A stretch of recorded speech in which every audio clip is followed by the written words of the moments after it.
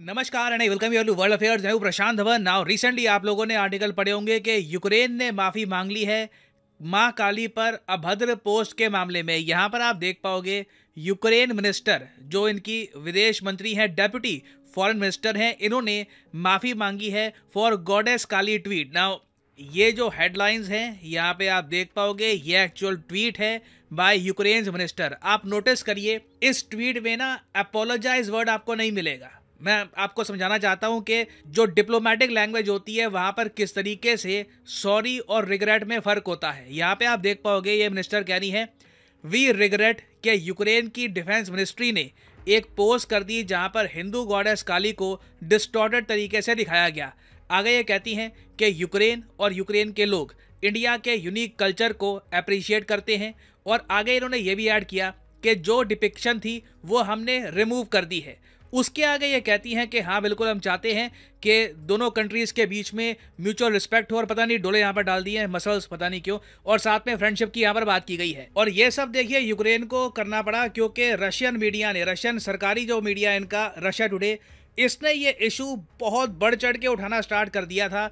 और यहाँ पे आप देख पाओगे article Indian government official accuses Kiev of assault on Hindu sentiment. और बिल्कुल भारत में भी जो भारत सरकार के ऑफिशियल एडवाइजर हैं, फॉर एग्जांपल यहाँ पे आप देख पाओगे ट्वीट कंचन गुप्ता की, ये सीनियर एडवाइजर हैं to the ministry of information and broadcasting. इन्होंने भी यहाँ पर लिखा कि जिस तरीके से यूक्रेन ने ये पोस्ट करी माँ काली को लेकर, ये बहुत ज़्यादा डिसरिस्पेक्टफुल है, ये असॉल्ट है हिंदू सेंटिमेंट्स पर। तो रशिया के मीडिया ने इस न्यूज़ को और ज़्यादा आप कह लो प्रमोट करना स्टार्ट कर दिया था सोशल मीडिया पे, ट्विटर पे और जगह के, कि देखिए यूक्रेन जो रशिया के फ्रेंडली कंट्रीज हैं उनके बारे में क्या सोचता है। तो इवेंचुअली देखिए यूक्रेन को ये सब बोलना पड़ा। और अगर आप सोच रहे हैं क्या ये वही मिनिस्टर हैं जो रिसेंटली इंडिया में आई थी, कहा था कि इंडिया विश्वगुरु है, तो हाँ बिल्कुल ये वही मिनिस्टर है। बट मैं यहाँ पे ना आपका ध्यान आकर्षित करना चाहता हूँ इस वर्ड की तरफ, वी रिग्रेट। देखो डिप्लोमेटिक लैंग्वेज में ना रिग्रेट अपोलोजाइज मतलब कि माफ़ी मांगने के बराबर नहीं होता। एक डिफरेंस होता है रिग्रेट और अपोलॉजी में। सरल भाषा में मैं आपको समझाता हूँ। मैं घर बना रहा हूँ, रास्ते में कोई जा रहा था, उस पर ईंट गिर गई, मैं इमीडिएटली कहता हूँ सॉरी, गलत काम हुआ, सॉरी, ठीक है, अपोलोजाइज किया मैंने। दूसरे केस में मैं घर बना रहा हूँ, ईंट गिरी किसी आदमी पर, मैं कहता हूँ ओहो आप पर ईंट गिरी, बहुत बुरा हुआ, बहुत बुरा हुआ, मैं रिग्रेट करता हूँ कि ऐसा हुआ। तो दोनों सेंटेंसेस में फर्क है। पहले प्रॉपरली मैंने माफी मांगी, अपोलोजाइज किया, सेकंड सेंटेंस में मैं बस ये कह रहा हूं कि अरे बहुत बुरा हुआ, बहुत बुरा हुआ। ये बात ना हम इंडियन से ज्यादा कौन समझेगा, इस चीज का दुख, इस चीज का जो दर्द है हम इंडियन से ज्यादा कौन समझेगा। अब आप यहाँ पर पूछोगे वेट, हम इंडियन से ज्यादा कौन समझेगा, क्यों, हमें समझने की क्या जरूरत पड़ गई। जलियांवाला बाग कांड आप सबको पता है ब्रिटिश इंडिया के टाइम में हुआ। आपने ओवर द इयर्स बहुत सारी नॉवेल्स में, मूवीज़ में देखा होगा इसका डिपिक्शन, किस तरीके से ब्रिटिश इंडिया के सोल्जर्स ने निहत्थे लोगों पर गोलियां चलाई, औरतें बच्चों की डेथ हुई, ब्रूटल किलिंग थी, एक मतलब शॉकिंग इंसिडेंट था। और आज तक ना यूके ने इस इंसिडेंट को लेकर अपोलोजाइज नहीं किया, माफ़ी नहीं मांगी। और हर बार जब यूके की प्राइम मिनिस्टर इंडिया में आती हैं या फिर कोई इनका बड़ा मंत्री इंडिया में आता है तो हम लोग यही उम्मीद करते हैं कि अब तो देखिए इतने साल हो चुके हैं, अब तो एक बार माफ़ी मांग लो, सॉरी कहने से तुम छोटे नहीं हो जाओगे। मगर ब्रिटेन की पॉलिसी है कि इंडिया से ना माफ़ी नहीं मांगनी, सॉरी नहीं बोलना। इसलिए आप देखोगे जब भी ब्रिटेन की पीएम इंडिया में आती हैं ये कहती हैं अच्छा जलियांवाला कांड हुआ, वी डीपली रिग्रेट, ओह बहुत बुरा हुआ, बहुत बुरा हुआ। ब्रिटेन अपोलोजाइज नहीं करता, सिर्फ रिग्रेट एक्सप्रेस करता है मैसेकर के लिए। और यूक्रेन वाले केस में भी आप देखो सेम भाषा का इस्तेमाल किया गया है। इनको बोलना चाहिए था कि वी आर सॉरी, क्योंकि रिलीजियस सेंटिमेंट्स का मामला है, लोग वर्शिप करते हैं माँ काली को, इंडियन कल्चर का बहुत ही इंटेग्रल पार्ट है माँ काली। और उनको बिना वजह एक इन्होंने अटैक जो किया था रशिया के क्राइमिया पर, वहां पे ऑयल टैंकर्स का बड़ा ब्लास्ट हुआ, उसे हाईलाइट करने के लिए इंडियन गॉडेस का इस्तेमाल कर रहे हैं। बहुत ज़्यादा खराब टेस्ट में था ये सब, तो इनको अपोलोजाइज करना चाहिए था। यहाँ पे रिग्रेट बहुत ही मुझे अजीब सा लगा। मगर यहाँ पर मैं आपको ये भी बता दूं, यूक्रेन देखिए एक इशू को लेकर भारत से बहुत नाराज़ है, वो ये है कि G20 समिट में ना पिछली बार की तरह यूक्रेन नहीं होगा इस बार। पिछली बार जो G20 समिट था वो हुआ था इंडोनेशिया में। वहां पर ज़ेलेंस्की ने एक वीडियो कॉन्फ्रेंसिंग के जरिए रशिया पे काफ़ी स्टेटमेंट्स दी। ये कहा रशिया बहुत ख़राब देश है। उसके अलावा G20 को G19 भी बोलना स्टार्ट कर दिया। ऑलमोस्ट एक कॉल दी कि इस ग्रुप से रशिया को बाहर निकाल दो। तो 2022 का जो G20 समिट था इंडोनेशिया वाला, ये कंप्लीटली ओवरटेक हो गया था यूक्रेन इशू से। मतलब यूक्रेन इशू के अलावा पावर्टी या फिर किसी और इशू के बारे में बात ही नहीं हुई।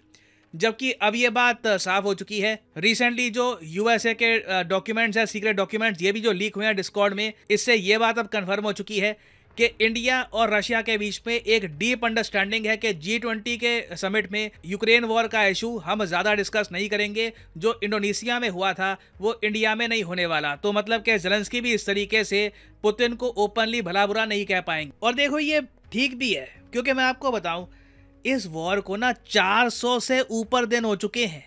ज़ेलेंस्की खुद कहते हैं कि ये वॉर अगर चलानी हुई तो 10 साल हम चला देंगे। आप बताइए कोई सेंस बनती है ये? मतलब एक वॉर जब ये तैयार बैठे हैं कई सालों तक लड़ने के लिए, तो क्या इसका मतलब ये है कि हर बार दुनिया की 20 बड़ी इकोनॉमीज जब मिलेंगी तब सिर्फ इसी वॉर के बारे में बात की जाएगी, जबकि यूक्रेन G20 का पार्ट भी नहीं है? तो इवन दो इससे पहले जब यूक्रेन की ये मिनिस्टर इंडिया में आई थी, इन्होंने काफ़ी बार पिच किया कि G20 में यूक्रेन का इशू रेस करिए, यूक्रेन का समर्थन करिए, बट इंडिया का स्टैंड अप क्लियर हो चुका है। तो इसलिए ना देखिए, यूक्रेन फ्रस्ट्रेटेड है इंडिया पर। अब यहाँ पे आपका क्वेश्चन आएगा कि ऐसे केस में यूक्रेन की हेल्प करें, यूक्रेन को एड प्रोवाइड करें। देखो मैं आपको एक बात बताता हूँ, हमें एज ए कंट्री हमेशा मॉरली राइट काम करना चाहिए। क्यों? हम एक ह्यूज कंट्री है, ह्यूज पावर है, और great power comes with great responsibility. तो इवन दो यूक्रेन की तरफ से ये स्टेटमेंट्स आई हैं, अपोलॉजी भी कच्ची पक्की सी थी, हम जो एड है यूक्रेन को ये भेजते रहेंगे। ये मेरे कहने से ना रुकेगी ना जाएगी। मैं आपको बता रहा हूँ कि इंडिया लगातार एड यूक्रेन को भेजता रहेगा मोस्ट प्रॉब्ली। और इसका रीज़न क्या है? देखिए, ह्यूमैनिटेरियन एस्पेक्ट में ना हम सरकारों को इतना दोष देते नहीं है, क्योंकि जो एड जारी है वो यूक्रेन के लोगों के लिए है। और इससे पहले आपको याद होगा जब टर्की में भूकंप आया था, बताइए टर्की ने भारत के बारे में क्या क्या नहीं बोला। यूएन में और जगह पाकिस्तान को वेपन्स दिए, बहुत कुछ बोला, तब भी हमने प्रॉपर ऑपरेशन दोस्त लॉन्च किया और बड़े स्केल पर हेल्प करी टर्की की। G20 समिट में भी आप देखोगे इंडिया एक बार को टर्की के अर्थक्वेक का इशू रेस करेगा, टर्की के लिए कुछ फाइनेंसिंग, कुछ फंडिंग की भी बात की जाएगी। तो देखिए, करेक्ट अप्रोच ना, ये माँ काली का जो ये इंसिडेंट हुआ है, इसे आप अगर अवॉइड करना चाहते हैं भविष्य में, तो इसका सही तरीका यही है कि यूएन में, इंटरनेशनल फोरम्स में ना, हमें हिंदू फोबिया का जो इशू है ये प्रॉपरली रेस करना होगा।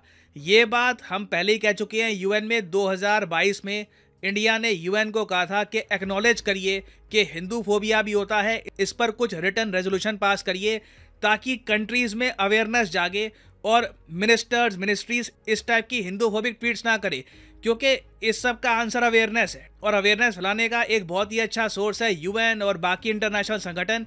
तो देखिए, इस प्रॉब्लम का सॉल्यूशन ग्रैंड लेवल पे ही हमको मिलेगा, बाकी कोई बड़ी बात नहीं है। भविष्य में भी आप देखो यूक्रेन की तरफ से इंडिया को लेकर कुछ नेगेटिव स्टेटमेंट्स आएंगी, क्योंकि जो यूक्रेन को चाहिए था G20 में, ये हम इनको नहीं दे रहे। नाउ फाइनली यहाँ पे मैं आपसे पूछूंगा एक क्वेश्चन जिसका आंसर आप सब लोग करोगे कमेंट सेक्शन में। क्वेश्चन ये है कि हाल ही में भारत ने 12 मोबाइल ऐप्स को ब्लॉक कर दिया है जो आतंकवादी इस कंट्री के यूज कर रहे थे इन्फॉर्मेशन सेंड करने के लिए भारत में। आपको यहाँ पर जो ये खाली ब्लैंक है ये फिल करना है कि किस कंट्री के आतंकवादी जो ये ऐप यूज कर रहे थे उनको हमने ब्लॉक किया है। Option A Pakistan, option B China, option C North Korea, option D Iran. इस पर रिसेंटली बहुत आर्टिकल पब्लिश हुए हैं। कमेंट सेक्शन में करिए उत्तर। जो लोग सही आंसर करेंगे उनकी कमेंट को मैं हार्ट दे दूंगा ताकि बाकी लोग समझ पाए कि सही आंसर क्या है। और फाइनली यहाँ पर मैं ये भी मेंशन कर दूं कि अनअकैडमी का एक स्पेशल ऑफर स्टार्ट हो चुका है, जिसके अंडर 7 दिन तक आप अनअकैडमी के कोर्स यूज़ कर सकते हो फ्री ऑफ कॉस्ट। जी हाँ, 7 दिन तक। तो आप अगर किसी भी कोर्स को फ्री ऑफ कॉस्ट यूज़ करना चाहते हैं 7 दिन तक, कमेंट सेक्शन में जाओ, यहाँ पे आपको मिलेंगे link. For example let's say आपको यूपीएससी का कोर्स जो है ये 7 डेज तक फ्री ऑफ कॉस्ट यूज़ करना है, तो यहाँ पे एक्टिवेट ट्रायल पे करिए क्लिक।